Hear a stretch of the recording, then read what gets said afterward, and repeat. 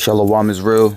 I want to give all praises, all honor, and all glory to whom rightfully belongs, which is Yahweh, by Hashem Yahweh Shai, by Hashem Rekah Kwadash. Yahweh is who the world ignorantly calls God. Yahweh Shai is his son, who the world ignorantly calls Jesus Christ, and there's no God beside them. Double honors to the elder apostles and the elder bishops of Great Millstone for being faithful witnesses to the Holy Spirit, and salutations to the elect whom the Lord have given ears to hear. And at this point, there's pretty much nothing that hasn't been spoken of concerning the understanding of the scriptures. Whereas if you were to say so, that means that you weren't listening. If you watch any of the brothers, especially, the elder apostles, the elder bishops, the elder bros, one comes to mind, the elder bro, Amwan Gabar. Pretty much, we all saying the same thing. I mean, we've always been saying the same thing. But at this point, it's like, us being a camp of that focus on prophecies. At this point, as it's happening, we're singing this song. We are echoing one another. All right. Which is what the Apostle Paul had told us, to be like, basically, how we should all, sing the same song, roughly paraphrasing. I think that's in 1 Corinthians 1. But, the Apostle Tahar, I was just watching his lesson. As you see, Apostle Ramla was going live now. I hadn't checked him out yet. But the Apostle Tahar was doing a commentary on the brother, the older brother Hawad in North Carolina. And they were going into the draft. And something interesting that, through the spirit and power of Yahweh Bashim Yahweh Shah, I was thinking about, which is why people would join the draft. Right? So let me play this back. Right? This is Dabu 7, where as it says, prepare for major disruption. Iran to allow tankers through Hormuz only if trade conducted in Yuan.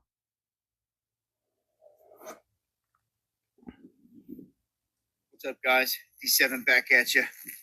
We got a lot of things going down here, and it's big time. And a lot of the regular people out there, they're not going to realize how bad this is until it's too late, in my opinion. I would go ahead and have a plan to stock up on gas and things like that, buy things while they're cheap, because they're going to get... They're, believe it or not, there are actually still people that prioritize watching a basketball game over watching what's going on in the news. That prioritize everything else outside of what's coming to affect them.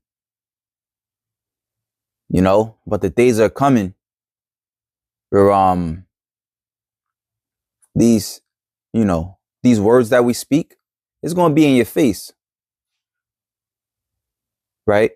Does not the Lord tell us in the book of Ezekiel 12 and 26 that the words that he speaks will not be prolonged?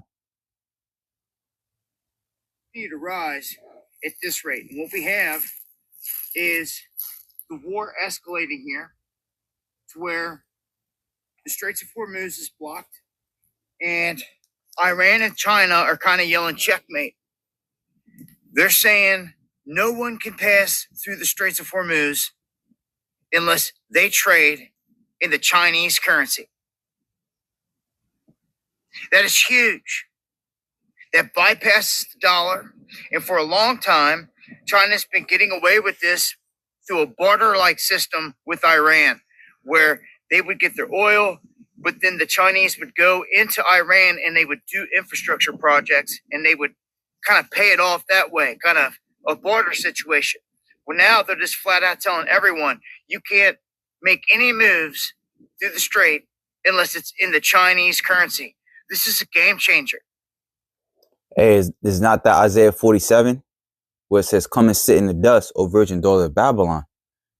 Because as we all should know, the American dollar, aka the petrodollar, ruled the world to where no oil moves without using the American currency. But now Iran, has the ball in their court to where the earth is pretty much at a standstill under the pretty much the behest or the power of Iran. Whereas Iran, they said, controls not only oil, the movement of oil through a major through the Strait of Hormuz, which is what they say a major channel, but they also control fertilizer. So hey, there's going to be very hard times, as is written. I always bring it out: woe to the world, and them not the world they're in. Whereas famine and therefore plagues and pestilences are on their way, right? And you control oil, you control all moving, pretty much. You control the prescription industry, which if people can't get their prescriptions, that brings upon pestilences and plagues, right? I mean, they're already happening, but this just exponentiates their attack on the world, so to speak. It's huge. This is really already sending oil sky high. Some people are predicting this is going to go up to like $200 a barrel. Again, I would make a move before it gets there. I mean, you could see this coming. Of course, peace can happen. All these things can pull back, but it's better to be ready than not and to be blindsided. We've got Armstrong and others out there seeing gold in the mix of this whole thing, running up to $7,000 to $8,000, which is a big run. And then also, we have to sit tight and see how that plays out, how the world reacts. And for those who look at the stock market, even for those who don't, it's best to start looking at the stock market, to see the price of oil, which we know has already gone up, the futures markets, which the futures pretty much goes into oil, gold, and various other commodities. Forex, I'm not, of course, I'm not telling brothers to start trading or anything like that, but like they say, you want to know, well, pretty much if you want to know how the world is moving, who holds the power, follow the money. Right? For those, Forex is foreign exchange, by the way. Right? So we're about to see some, we are, and we will continue to see some interesting moves, as we approach World War III and essentially America's, aka Babylon the Great's downfall. Where it sits right now. This is far from over. Oh, and if China thought they had next, they got wrong. They are wrong. Eventually, World War III will happen, which I'm gonna bring that article I seen in a minute, because Trump was speaking on how what is the article that I found where Trump was saying how what's going on in Iran is going to have to cause the other nations to stand up and move, go out there. Which reminds me of Isaiah the 13th chapter, how the Lord mustereth the host to the battle. And this whole Straits of Hormuz thing is big time. There's stuff going on surrounding Taiwan now that they're talking about. I wouldn't doubt it if the U.S. tries to spark up some kind of issue with Taiwan and China on that front, because it will serve as a distraction and leverage for the U.S. against China in this position, especially. So this whole tariff war that Trump had, trying to wage on China and everyone else, now, how do you think they're going to do this? They're not going to be too friendly with it. And here's another thing. We've got folks out there saying that they're getting desperate big time in Iran because there was already a water shortage big time. and they were on the cusp of super rationing water for all the people. And the regime there has used water as a tool of power. And if you don't know, like North Korea, all the food goes to the army first. So if you're a family that wants fed, you join the military. You see how that works? Same thing with water. Just Right. So, I looked it up to corroborate what Dabu 7 had mentioned on here. And it says, yes, it is true that North Korea operates an often failing food rationing system, the public distribution system, where the military is prioritized. Due to a military-first policy, soldiers generally receive better rations than civilians, although recent severe shortages have forced even military rations to be reduced, indicating a deeply strained supply system. So that alone could cause people to want to join the draft, because, with the shortage of food that's going to come to America, right?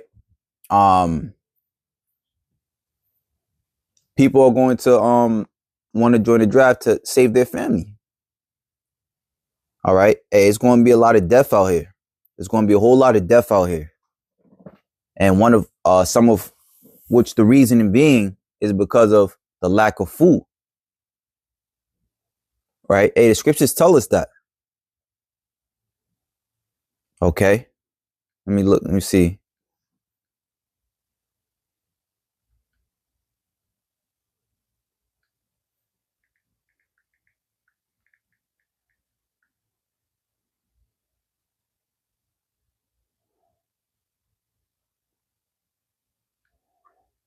Second Ezra 15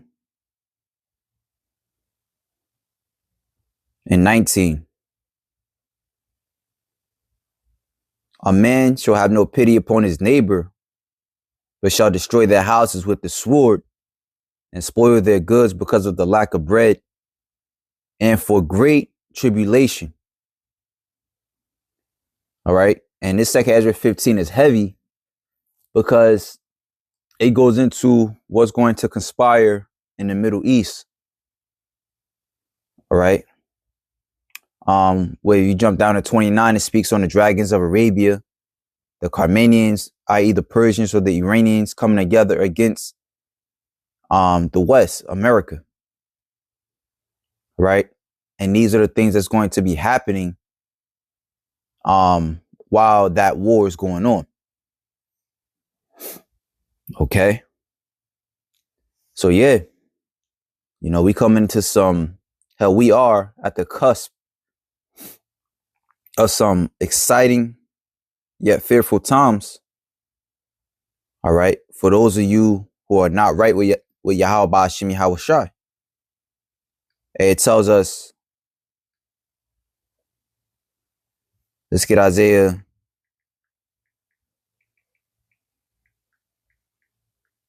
65 and 13 in the G&T.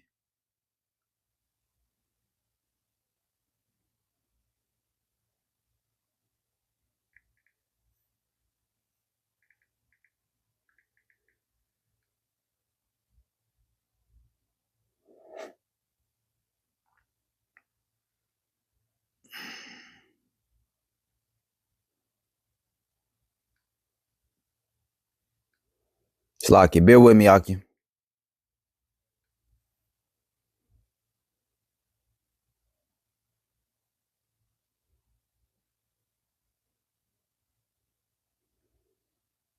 The book of Isaiah, chapter 65.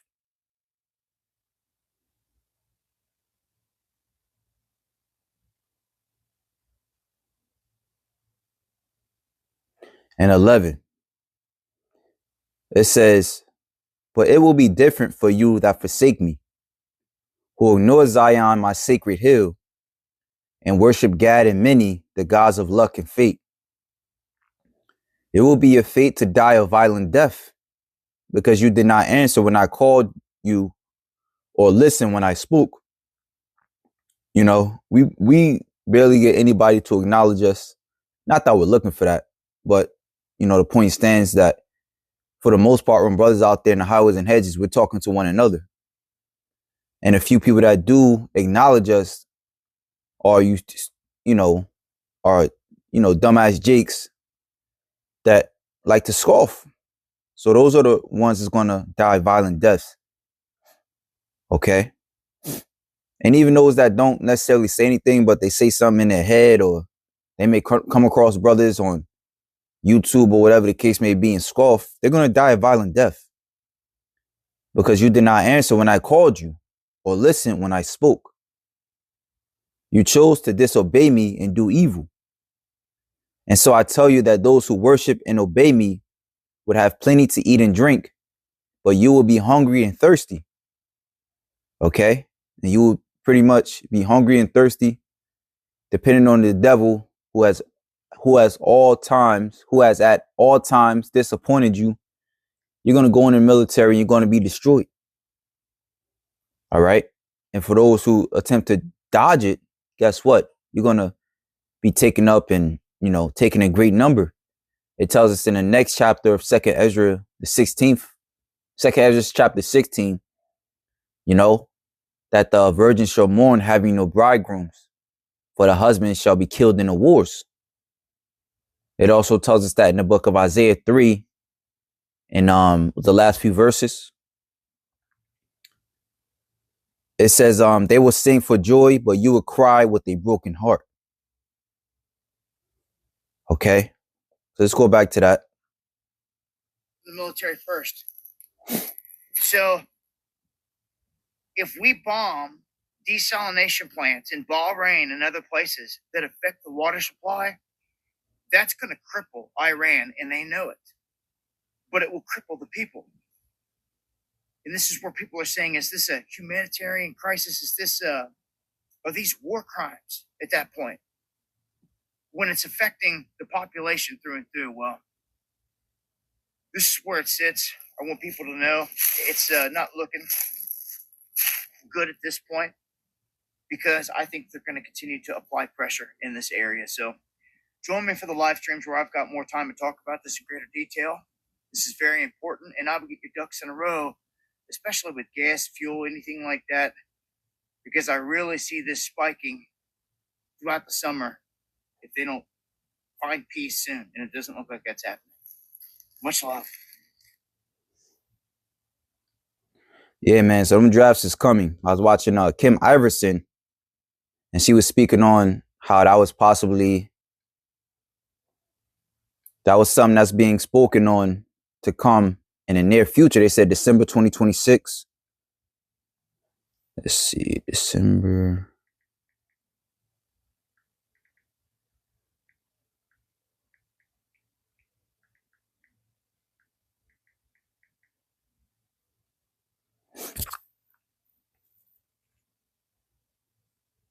All right, so this is from Fox 11.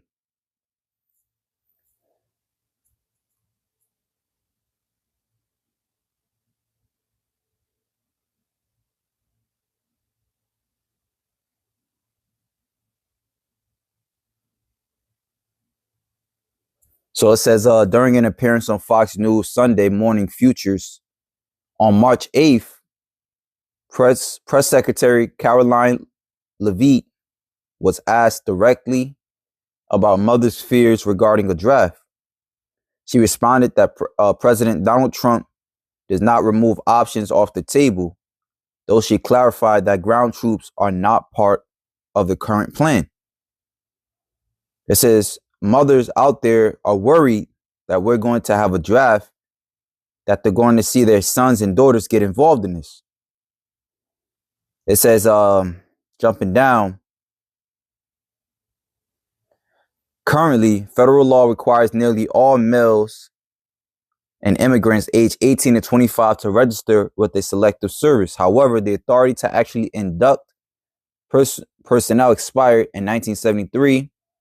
For a draft to return, Congress would need to pass new legislation to amend the Military Selective Service Act. Under the War Powers Act of 1973, the president can authorize short-term military actions, but sustained deployment of a draft requires formal congressional authorization. And Kim Iverson was also highlighting something that the guy, Professor Jing, I think that's his name. Yeah, and this is her page for those who don't know. But she was also highlighting, I think it was towards the end of the video. I'm not really going to look for it, but she was highlighting something Professor Jing was saying, how, and you know, they hyping this guy up as if he's a prophet now. But this is guy, Professor Jing Classroom, right? But he was saying how if they do push the draft, then there's going to be civil war, which is going to bring on martial law, right? So any way you slice it, all right, you know, that piece of pie, so to speak, is not going to come out tasteful for you. All right. The scriptures tell us that those, you know, and this is why it's important not to just watch, because you got a lot of, you know, Dabu 7, Kim Iverson, Redacted, you know, these different channels. They give you good news, but guess what? It's not linked to anything spiritual. Why Yahweh Shai told us in Proverbs 1:32, pretty much that they that serve the Lord shall be quiet from fear of evil. Whereas those that don't listen, they're going to meet the evil head on. They're going to be drafted. You know, something's going to happen where they're going to be destroyed. Okay. So, yeah, you know, like I said, it's just a few things that's been going on in the news. Let me grab this before we head out. It says, Trump says other nations will patrol Strait of Hormuz too. Other countries affected by Iranian attacks on oil tankers in the Strait of Hormuz will send ships to patrol alongside U.S. vessels, President Trump has said. Hopefully, China, France, Japan, and South Korea, the UK, and others that are affected by this artificial constraint will send ships to the area so that the Hormuz Strait will no longer be a threat by a nation that has been totally decapitated, you know. And a nation that has been totally decapitated cannot make pretty much threats to continue to keep the Straits of Hormuz closed unless, you know, they buy oil in yuan. That's somebody that still has leverage. All right. But it's interesting, as you know, what Trump said leads us into prophecy of Isaiah 13. So this is Isaiah 13, which various precepts come to mind. As I said, you know, Apostle Tahar been saying, all the brothers been saying it. Hell, Joel 2, Joel 3, 2nd Ezra 15, 2nd Ezra 16, Matthew 24, Luke 21. It says,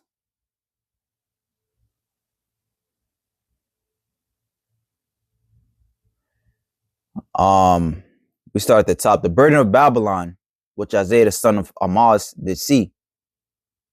Lift ye up a banner upon the high mountain, exalt the voice into them, shake the hand that they may go into the gates of the nobles. I have commanded my sanctified ones. I have also called my mighty ones from my anger, even them that rejoice in my highness. The noise of a multitude in the mountains, like as of a great people, a tumultuous noise of kingdoms of nations gathered together. The Lord of hosts mustereth the host of the battle. All right. So the Lord of armies is bringing these nations, all right, to the ring being the Valley of Jehoshaphat, which today we know is in the midst of the Arabian Peninsula. They come from a far country, from the ends of heaven, even Yahweh and the weapons of his indignation to destroy the whole land. So we're not there yet, but as we read and we understand prophecy, we know that it's going to escalate as opposed to de-escalate into using weapons that can destroy the whole country, i.e. nuclear missiles. You know? And at that point, that's a, I don't even know the word for it, but at that point, you know, that's a fuck it attitude. You know, there's no talks of diplomacy, you know, negotiations, because that's a mutually assured destruction, those nuclear missiles. But we know prior to that, you know, this MOTB has to be pushed, in which, hey, if you know, it does go through where other nations begin to buy oil in the Straits of buy oil in yuan, that would just further drive down the dollar, in which case they will also have to sign on to a CBDC. All right. And hey, as we know, you know, this 6G is being talked about, which encompasses, you know, an AI driven society where people are chipped and can only move according to a technological world. Okay. So let's look something up real quick.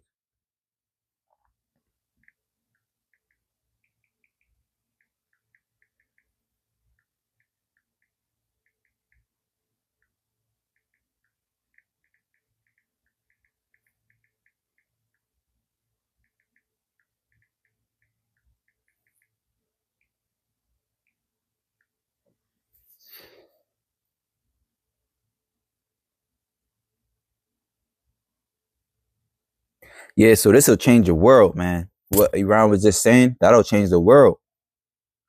It says the digital yuan is a central bank digital currency representing a digital form of China's sovereign currency issued by the People's Bank of China.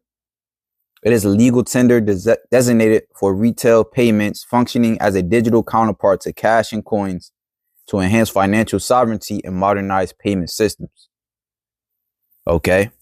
With everything that's going on as a nation that thrives on oil, all nations, you know, they're going to have to comply. Or if not, you're going to have to continue to use the ever failing petrodollar. All right. And with a, you know, a lowering GDP, pretty much less money, you're going to have to comply. So I said, you know, just some, like Yahweh Shai, of course, said, watch and pray to see exactly how things are going to play out. But that's pretty much what I see. All right. Because we got to get this ball rolling.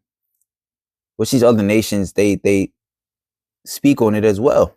You know, when you go into, you know, the various WEF and IMF forums, they speak on, you know, the implementation of CBDCs. So yeah, you know, this world is a stage anyway, but it's interesting to see how all things play. And I say that loosely, of course, because we know what it is. The scriptures say that the Lord controlleth the minds of the kings, roughly paraphrasing.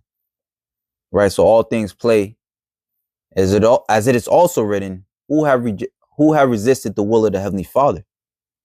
Right? All things play into prophecy, which all things essentially worship Yahweh Shai. So if that, shalom to the elect.